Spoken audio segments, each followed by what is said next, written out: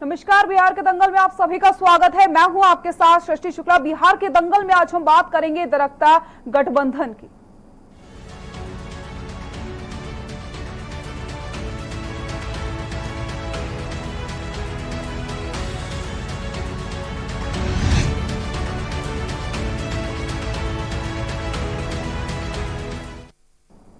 वहीं महागठबंधन से किनारा कर चुके पूर्व मुख्यमंत्री जीतन राम मांझी ने भी आरजेडी के फॉर्मूले को झटका दिया। उनके इस कदम से निश्चित तौर पर दलित वोट बैंक, जो कि बहुथियात में आने वाले चुनाव में निश्चित ही अपना प्रभाव डालेगा। क्या कुछ कहते हैं मांझी, आपको दिखाते हैं। मैं सोचता हूं कि दो नाव पर पैर नहीं रखना चाहिए, इससे राही को डूब जाने की संभावना होती है। वो छायावाद और रहस्यवाद की बात करके लोगों को धुंध में क्यों डाले हुए हैं, ऐसा नहीं करना चाहिए।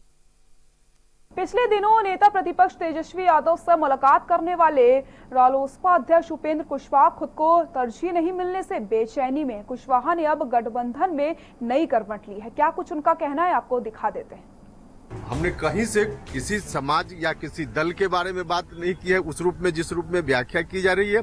हम कुछ लोग कर रहे हैं उनकी तरह नहीं है कि लालू यादव की छाया को भी लतियाओ और किसी न किसी रूप में समाज में नफरत फैलाओ। बिहार चुनाव की आहट के साथ ही राजनीतिक दलों ने चुनाव की कवायद शुरू कर दी, लेकिन 2015 में नीतीश कुमार के अलग होकर प्रदेश की बागडोर संभालने के बाद महागठबंधन में फिर एक बार फूट दिखाई देने लगी है। और इस अलगाव और विरोध के सुर बिहार के दिग्गजों का है, जो कि महागठबंधन से संतुष्ट नहीं दिखाई दे रहे हैं। चाहे वो जीतन राम मांझी हो, या जिनके हटने से दलितों का बड़ा वोट बैंक खिसका है, या फिर रालोसपा अध्यक्ष उपेंद्र कुशवाहा हो, या फिर कांग्रेस के शक्ति सिंह गोहिल हो, सभी के तेवरों से महागठबंधन कमजोर पड़ता दिखाई दे रहा है। इस मामले में शक्ति सिंह गोहिल क्या कुछ कहते हैं, आपको दिखाते हैं। ये चुनाव बिहार का राजनीतिक दलों के बीच नहीं, जनता के अहम मुद्दे और वहां पे ना ताल ना मेल, एक खींचे ईस्ट में दूसरा खींचे वेस्ट में और बीच में जनता पीस रही है। ऐसे बिहार के कुशासन वाले शासकों और जनता के मुद्दों के बीच का ये चुनाव होने जा रहा है।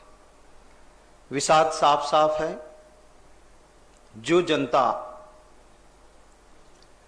15 साल से एक फरेब का चेहरा बना के सुशासन की बात करने वाले को पहचान चुकी कि ये तो कुशासन है। जिस भाजपा ने कहा था जेडीयू यानी कि जनता का दमन और उत्पीड़न, प्रधानमंत्री जी ने जेडीयू की व्याख्या की थी। और नीतीश कुमार जी ने भाजपा के लिए कहा था कि बीजेपी माने बड़का झूठा पार्टी। ये भी कहा था कि मिट्टी में मिल जाऊंगा, भाजपा से दोबारा हाथ नहीं मिलाऊंगा। पर फिर भी दोनों साथ साथ आए, क्योंकि शासन में बैठना था, पावर के अलावा और कोई समीकरण नहीं था। आज बिहार में हर जगह आप नजर करो, लोग दुखी और त्रस्त है। जो नीति आयोग एनडीए की सरकार के वक्त का बना, उस नीति आयोग ने कहा सस्टेनेबल डेवलपमेंट में पूरे देश में अगर कोई सबसे नीचे गिरा हुआ राज्य है सस्टेनेबल डेवलपमेंट में, तो वो बिहार है। और उसका नतीजा हम देख रहे हैं। वहां पे तेज दिमाग वाले युवा है। यूपीएससी में टॉपर्स बिहारी बाबू ज्यादा रहते हैं, बिहार की बच्चियां ज्यादा रहती है। उस बिहार में शिक्षा देने के लिए शिक्षक नहीं है, उसको तनख्वाह नहीं, शिक्षक आत्महत्या करता है। बिहार के पूर्व डीजीपी गुप्तेश्वर पांडे रविवार की शाम राज्य की सत्ताधारी party Janata Dal United JDU में शामिल हो गए। गुप्तेश्वर पांडे मुख्यमंत्री नीतीश कुमार के आवास पर पार्टी में शामिल हुए। पांडे शनिवार को भी जेडीयू दफ्तर गए थे और मुख्यमंत्री नीतीश कुमार से मुलाकात की थी, लेकिन पार्टी में शामिल नहीं हो सके थे। पांडे ने चुनावी पारी खेलने के लिए ही पिछले दिनों डीजीपी पद से इस्तीफा दे दिया था। स्वैच्छिक सेवानिवृत्त ली थी। माना जा रहा है कि गुप्तेश्वर पांडे अपने गृह जिले बक्सर से चुनाव लड़ सकते हैं। पार्टी का आदेश होगा। जिला अध्यक्ष पश्चिम चंपारण जय हो जय हो। आपको सीएम ने बुला करके अपने आवास पर ज्वाइन कराया जी। है, ये बहुत बड़ी बात है। अब उनकी कृपा है, उनका स्नेह प्यार हमेशा मिलता रहा है। उन्होंने खुद ही आवास पर बुला करके अपने हाथ से मुझे ज्वाइन कराया, ये मेरे लिए खुशी की बात है। आगे की तैयारी किस तरह की है? वो हमारे नेता हैं, जो आदेश करेंगे वैसा हम काम करेंगे। क्या बक्सर की और कहेंगे? देखिए, हमें कुछ नहीं पता, जो उनका आदेश होगा, पार्टी का जो आदेश होगा वो काम करेंगे। तैयारी पूरी है लेकिन लड़ने की? तैयारी क्या, जो पार्टी का आदेश होगा वो हम करेंगे। लड़ने का आदेश होगा, लड़ेंगे भी।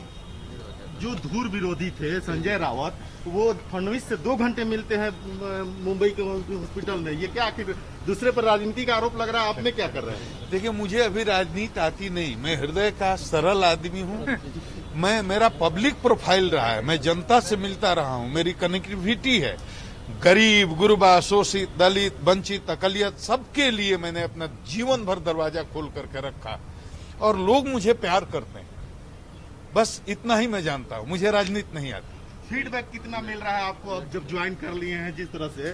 तो कहाँ के ज्यादा, मैंने कहाँ से ज्यादा लोग आपको चाह रहे हैं? बिहार के सभी जिलों से मुझे लोग फोन करते हैं, कहते हैं आप मेरे यहाँ लड़िए, मेरे यहाँ लड़िए। लेकिन अब तो ये बात नहीं है, पार्टी का एक अनुशासन है, हमारे राष्ट्रीय अध्यक्ष हैं, हमारे प्रांतीय अध्यक्ष भी हैं। पार्टी का जो आदेश होगा वो काम करेंगे। अब तो हम पार्टी का डीजीपी और एक नेता, क्या अंतर समझ रहे हैं अभी आप? अभी तो कुछ ज्वाइन करने के बाद अभी तो मुझे कुछ समझ ही में नहीं आ रहा है कि राजनीति होती क्या है, मुझे करना क्या है, कैसे करना है। जैसे हमारे राष्ट्रीय अध्यक्ष नीतीश जी का आदेश होगा उस तरह से काम करेंगे। बिहार विधानसभा में कुल 243 सीटें हैं। 243 में से 38 सीटें अनुसूचित जाति के लिए हैं और 2 सीटें अनुसूचित जनजाति के लिए रिजर्व हैं। 2015 की तुलना में 2020 का विधानसभा चुनाव पूरी तरीके से अलग होगा। 2015 में नीतीश कुमार की जेडीयू, लालू प्रसाद यादव की आरजेडी और कांग्रेस ने महागठबंधन बनाकर बीजेपी, आरएलएसपी और एलजेपी के गठबंधन पर जीत हासिल की थी। लेकिन 2 साल बाद ही नीतीश कुमार महागठबंधन से अलग हो गए और उन्होंने बीजेपी के साथ मिलकर नई सरकार बना ली। पिछली बार का चुनाव गुजरात मॉडल पर लड़ा गया था, लेकिन इस बार बिहार के दंगल में चुनावी बयार महाराष्ट्र से बिहार की तरफ बह रही है। ये रिपोर्ट देखिए।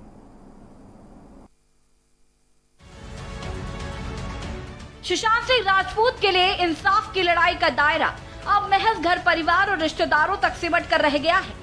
बाहर का शोर तो सिर्फ राजनीतिक फायदे के लिए मचा है। चुनावी माहौल में ये केस बिहार में सबसे ज्यादा चर्चा में तो है ही, महाराष्ट्र तक उथल पुथल मच रही है।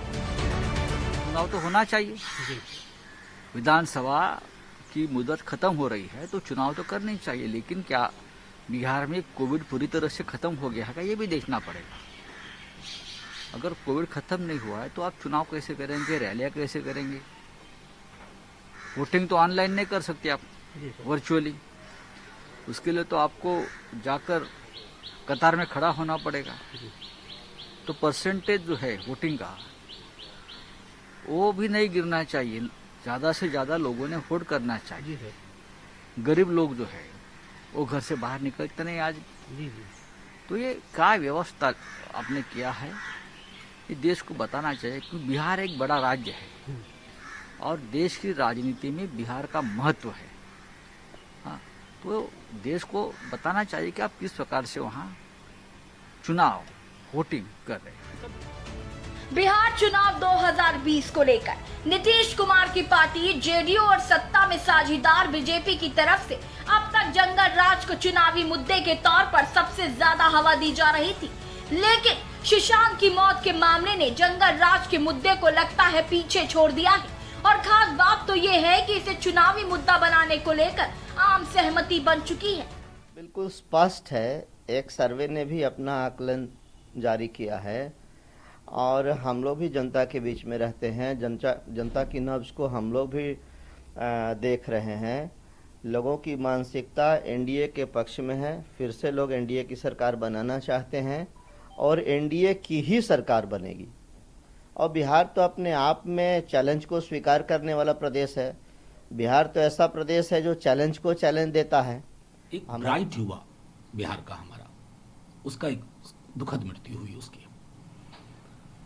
नेता प्रतिपक्ष तेजस्वी ने सदन एक दिन का हुआ था, उसमें सीबीआई की मांग की थी। हमें खुशी है कि उस मांग पर विचार किया गया। अब देखिए कि ये तमाशे में तब्दील हो गया, पिपली लाइव बना दिया आपने। कहां से कहां चीजें जा रही थी, कहां तो हम न्याय ढूंढ रहे थे और कहां दूसरी तरफ एक पूरा जिसको कहते हैं कि एक अद्भुत पैटर्न की चीजें चल रही हैं। उसके इर्द गिर्द कहानियां बुनी जा रही हैं। किसान सड़कों पे है लेकिन मुख्य धारा के टेलीविजन चैनल में कोई और कहानी चल रही है। इतना बड़ा फर्क जमीन और मीडिया का हमने हाल के वर्षों में नहीं देखा। तो ये हुआ क्यों? सुशांत के परिवार को, सुशांत के चाहने वालों को न्याय चाहिए, उनको तमाशा नहीं चाहिए, वो पिपली लाइव का हिस्सा नहीं बनना चाहते। बिहार से जुड़े नेता ही अब तक सुशांत सिंह राजपूत और उनके परिवार को न्याय दिलाने के लिए मीडिया से लेकर सोशल मीडिया पर लगातार बयानबाजी करते रहे और बीजेपी की तरफ से महाराष्ट्र के पूर्व मुख्यमंत्री देवेंद्र फडणवीस को बिहार भेजने की तैयारी से तो साफ है कि इसे चुनावी मुद्दा बनाने पर बिहार में सक्रिय राजनीतिक दलों में आम सहमति बन चुकी है।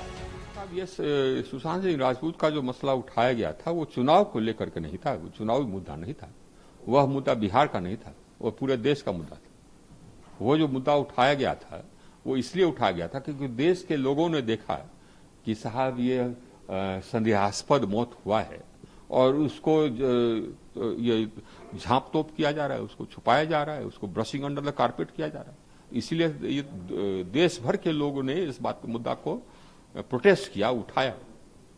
उसको बिहार के चुनाव से परे था, वो अब परे है। बीते 3 महीने के दौरान सुशांत सिंह राजपूत मौत मामले में बिहार के किसी शख्स ने राष्ट्रीय और अंतर्राष्ट्रीय जगत पर नाम बदनाम होते हुए सुर्खियां बटोरी हैं, तो वो बेशक गुप्तेश्वर पांडे हैं। सुशांत सिंह राजपूत के मौत के मामले में विवादित बयानबाजी को लेकर, सीबीआई जांच की मांग को लेकर या फिर रिया चक्रवर्ती को औकात दिखाने की बात करने से लेकर मुंबई पुलिस की कार्रवाई पर सवाल उठाने को लेकर गुप्तेश्वर पांडे ने हर मोर्चे पर चौके छक्के जड़ने की असफल और सफल कोशिशें की और लगातार मीडिया में छाए रहे। इस मुद्दे को उन्होंने बिहारी अस्मिता से जोड़ने के साथ ही कथित रूप से व्यक्तिगत लाभ के लिए भी खूब उठाया। एक के बाद एक बयान ने तो जैसे ये साबित कर दिया कि गुप्तेश्वर पांडे डीजीपी की बजाय किसी पार्टी के प्रवक्ता की तरह बात कर रहे हैं। हालांकि गुप्तेश्वर पांडे ने हमेशा इन बात से इनकार किया है और खुद को ऐसे पेश किया जैसे वो सुशांत सिंह राजपूत की मौत से खासा आहत है और बिहार के इस लाल के लिए न्याय की मांग कर रहे हो। लेकिन चुनावी मोड में पांडे जी अलग ही सीटी बजा रहे हैं। गुप्तेश्वर पांडे ने जिस तरह से वीआरएस से लेकर राजनीति में आने के संकेत दिए हैं, उससे भोजपुरी सुपरस्टार दिनेश लाल यादव निरहुआ की याद आती है। कहीं ऐसा ना हो कि पांडे जी का हाल भी निरहुआ जैसा हो जाए। लेकिन बिहार चुनाव में एक बात तो साफ है कि इस बार की सियासत पांडे जी का तड़का और सुशांत केस बहुत अहम रहने वाला है। स्पेशल डेस्क के न्यूज इंडिया।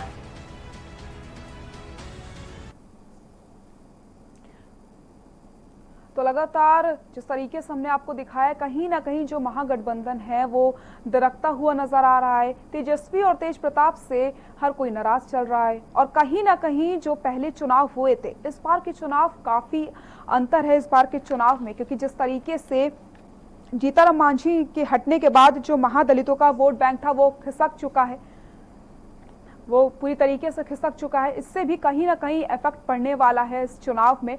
और इस बार बिहार का दंगल कौन मारेगा, इसको अभी कुछ कहा नहीं जा सकता है, क्योंकि जिस तरीके से जो गठबंधन है वो कहीं ना कहीं दरकता हुआ नजर आ रहा है। तेजस्वी यादव से, तेज प्रताप यादव से लोग नाराज चल रहे हैं और धीरे धीरे ये जो गठबंधन है वो बिखरता हुआ नजर आ रहा है। तो इसका कितना असर इस चुनाव में पड़ने वाला है, आज इसी पर हम बात करने जा रहे हैं। बिहार का दंगल हम लेकर के आए हैं खास कार्यक्रम, जिस पर हम बात करते हैं बिहार की राजनीति के बारे में कि क्या कुछ चलने वाला। और हमारे साथ चर्चा करने के लिए वरिष्ठ पत्रकार मनोज कुमार सिंह जी हमारे साथ जुड़ चुके हैं। आपका बहुत बहुत स्वागत है के न्यूज इंडिया पर। आप वरिष्ठ पत्रकार हैं, आप बिहार की राजनीति बारीकी से समझते हैं, बिहार की आर्थिक स्थिति को समझते हैं, बिहार की हर एक चीज को आप बारीकी से समझते हैं। तो सबसे पहले मैं आपसे ये समझना चाहूंगी कि जो महागठबंधन है उसकी क्या कहानी है, विस्तार से मैं आपसे जानना चाहूंगी। बिहार के आज मेरी आवाज मिल रही है? बिहार चुनाव 2020 इसमें भारतीय जनता पार्टी और जदयू का गठबंधन निश्चित रूप से बिहार को मजबूती की तरफ ले जाएगा। आज बिहार जिस रफ्तार में आगे की तरफ अपने दिशा के साथ बढ़ रहा है, कतई इसमें कोई दो राय नहीं है कि बिहार आगामी चुनाव में फिर एक बार इतिहास दोहराने जा रहा है और यह इतिहास निश्चित रूप से एक सकारात्मक कदम की ओर बिहार को ले जाएगा।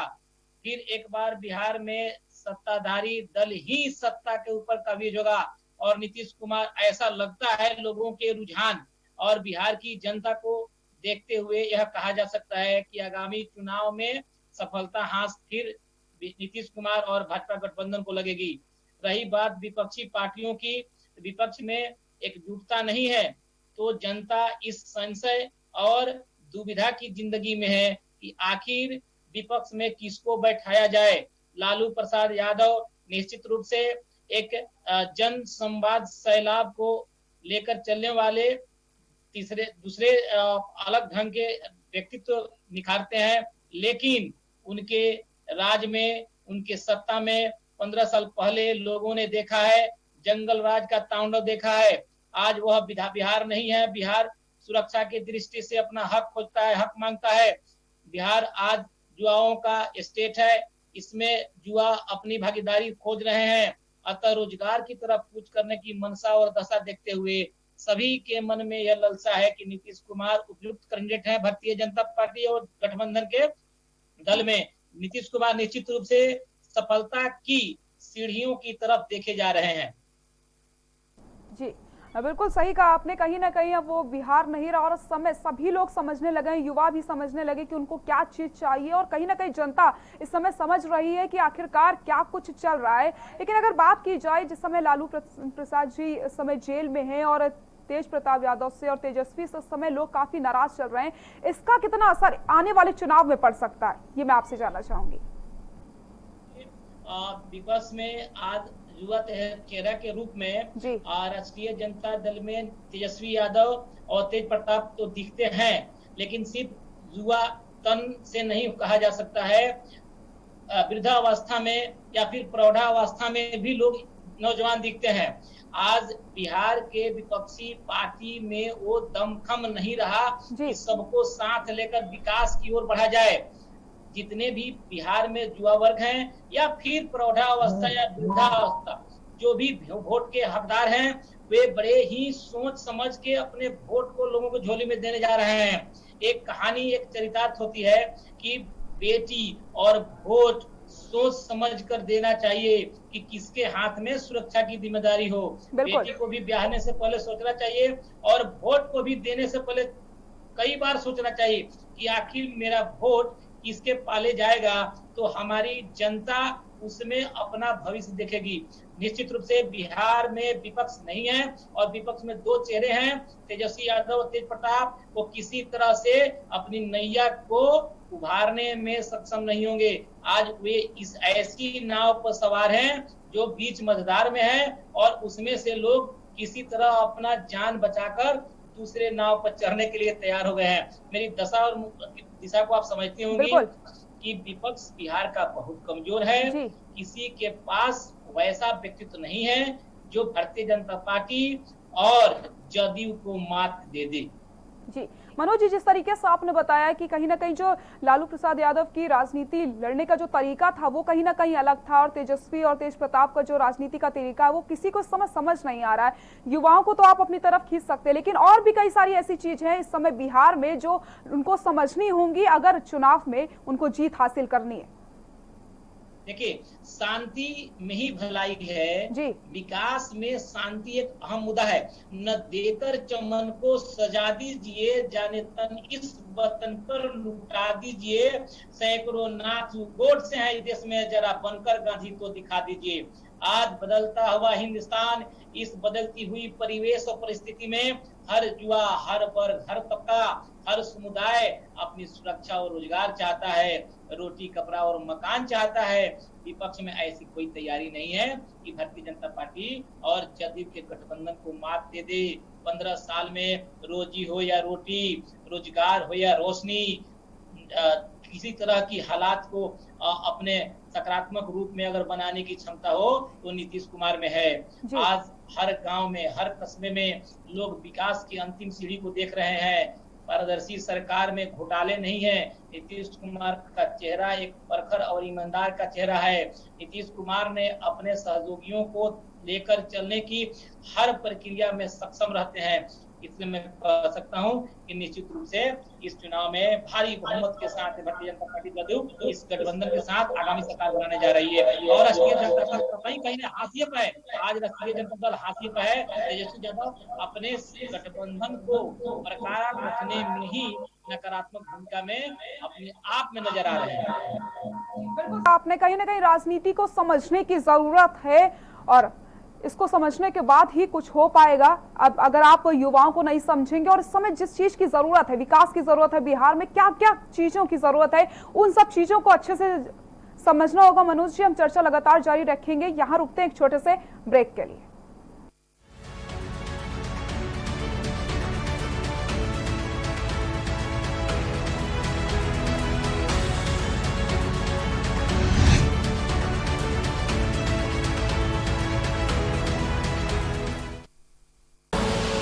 आप देख रहे हैं के न्यूज, खबरों का सारथी।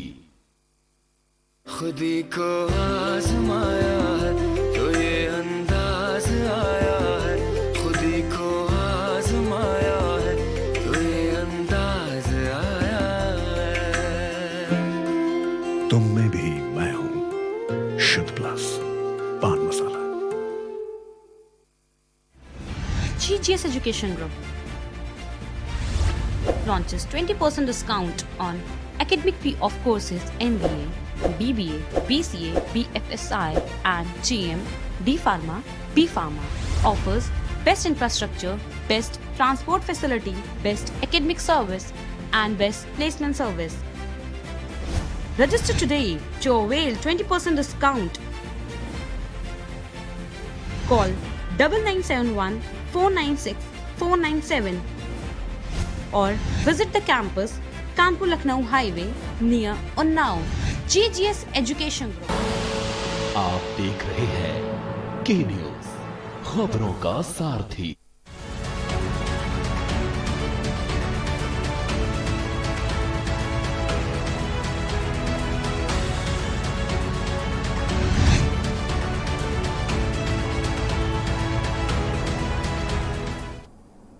ब्रेक के बाद एक बार फिर से आप सभी का स्वागत है बिहार के दंगल में। बात कर रहे हैं बिहार के दंगल की। आने वाले चुनाव में क्या कुछ बदलाव होने वाले हैं और इस बार कौन जीत हासिल करेगा। लेकिन जिस तरीके से गठबंधन जो है वो दरकता नजर आ रहा है, लगातार हम इसी पर चर्चा कर रहे हैं। हमारे साथ मनोज जी जो लगातार बने हुए, जिन्होंने बताया कि इस समय जो तेजस्वी यादव हैं और जो तेज प्रताप यादव हैं उनसे काफी लोग नाराज चल रहे हैं, जिसका सीधा फायदा यहाँ पर बीजेपी को मिलता नजर आ रहा है।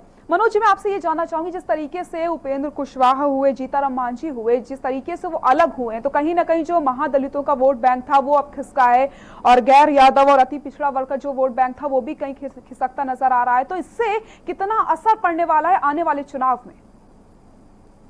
देखिए, इन दोनों की हालात ऐसी है कि इन दोनों की हालात पे एक शेर याद आ जाता है। कहने का मतलब कि एक सब्र है उसके सिवाय कुछ पास नहीं, बर्बाद तमन्नाओं का एहसास नहीं, कमजोर नहीं हूं मैं कि मांग कर पी लूं और यह भी नहीं कि मुझे प्यास नहीं। जीतनराम मांझी को नीतीश कुमार ने एक प्रतिष्ठा के साथ में मुख्यमंत्री का पद दिया, लेकिन उन्होंने उस प्रतिष्ठा और उस समय को भुना नहीं पाया। वैसे ही उपेंद्र कुशवाहा को भी भारतीय जनता पार्टी में नरेंद्र मोदी की सरकार में प्रतिष्ठा से उनको रखा गया, प्रतिष्ठा का पद मिला, लेकिन उन्होंने ही उस अवसर को भुला नहीं पाया। आज उनकी हालात ऐसी हो गई है कि कभी इस कदर कभी उस कदर, और उनको निश्चित रूप से कोई दशा और दिशा नहीं मिल रही है। वोटर विश्वास नहीं कर पा रहा है। Trust, if voters will not have trust on any political party, then definitely either it is matter of Upendra Kushwaha or Jitan Ram Manjhi. We can say that they will be succeeded in their politics. First of all, we have to give the trust to the public, then public will have trust against the leaders. And definitely they have lost their voters, they have lost their trust of the voters. That's why it is very difficult to say that they will return in the same position. They are not, they don't have place in the politics nowadays. Sometimes they are asking to us Janata Dal United, Bharatiya Janata Party, or to us Tejasvi also. That's why it is very difficult and they are in miserable situation nowadays.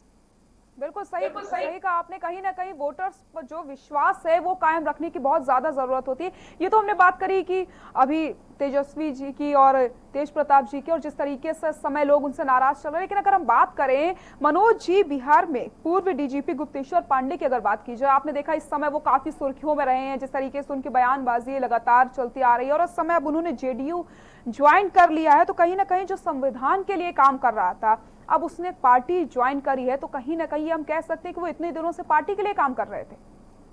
आप इसको किस तरीके से देखते हैं? देखिए, voters निश्चित रूप से हालात बदल गया है। वोटर चाहते हैं कि कोई क्वालिफाइड कौम से कोई आता है और खुद एक बहुत बड़े एडमिनिस्ट्रेटर, आईपीएस अफसर रहे हैं और बिहार की पुलिस के मुखिया रहे हैं। तो कहने का मतलब कि फना होने के बाद भी सता रहा है, कोई निशाने कब्र भी मिटा रहा है, कोई आए खुदा मुझे 2-4 दिन की जिंदगी दे दे, मेरे जनाजे से आज खाली जा रहा है कोई। उनके मन में ललक है, उनमें शासन करने की क्षमता है। जो पुलिस का मुखिया रहा है, जो अपने जिंदगी में हर बार प्रूफ किया है, आइदर वो एग्जाम हो या फिर बिहार की पुलिस टीम की कमान हो, उनकी चाहत है कि राजनीति में आकर के वो बेहतर कर सकते हैं। देखिए, देश की सेवा सिर्फ फौज में जाकर के नहीं की जा सकती है। देश के सेवा के अलग अलग स्तर होते हैं। आप किसी स्तर में जाकर देश की सेवा कर सकते हैं। मुझे लगता है कि Gupteshwar Pandey he has taken a very good decision and now he joined latest in JDU. He can say that he will prove himself and he must do something whatever he is thinking in his heart, and I support especially individually to that man. He is such a man, is intelligent, he can do better for the society, he can take our state towards a progressive way. It's very easy to say about him that he will be in next election or coming in this election, if he is going to get tickets, then definitely he will do something. I believe in him and it's good. बिल्कुल सही कहा आपने। कहीं ना कहीं एक विश्वास कायम करने की जरूरत है। अब तो आने वाला वक्त ही बताएगा कि जनता किसके ऊपर विश्वास करती है और कौन जनता का दिल जीत पाता है। बहुत बहुत शुक्रिया आपका हमारे साथ जुड़ने के लिए। तो बात कर रहे थे हम बिहार के दंगल में इस समय कौन जनता का दिल जीतेगा और किसके ऊपर विश्वास जनता कर पाएगी, ये तो आने वाला वक्त ही बताएगा। फिलहाल हम बात कर रहे थे जिस तरीके से इस समय गठबंधन में दरार आ रही है, तेजस्वी और तेज प्रताप से लोग नाराज चल रहे हैं, और गुप्तेश्वर पांडे की जेडीयू में जिस तरीके से एंट्री हो गई है, तो वहीं कांग्रेस ने कहीं ना कहीं ये भी कह दिया है कि वो सभी सीटों पर अकेली चुनाव लड़ेगी। तो इसका कितना असर आने वाले चुनाव में पड़ेगा, क्योंकि कोरोना का काल चल रहा है, ऐसे में चुनाव हो रहे हैं और इस समय जनता पर विश्वास, जनता किसके ऊपर विश्वास करेगी, ये आने वाला वक्त भी बताएगा। बिहार के दंगल में फिलहाल के लिए इतना ही। देखते रहिए के न्यूज़ इंडिया। नमस्कार।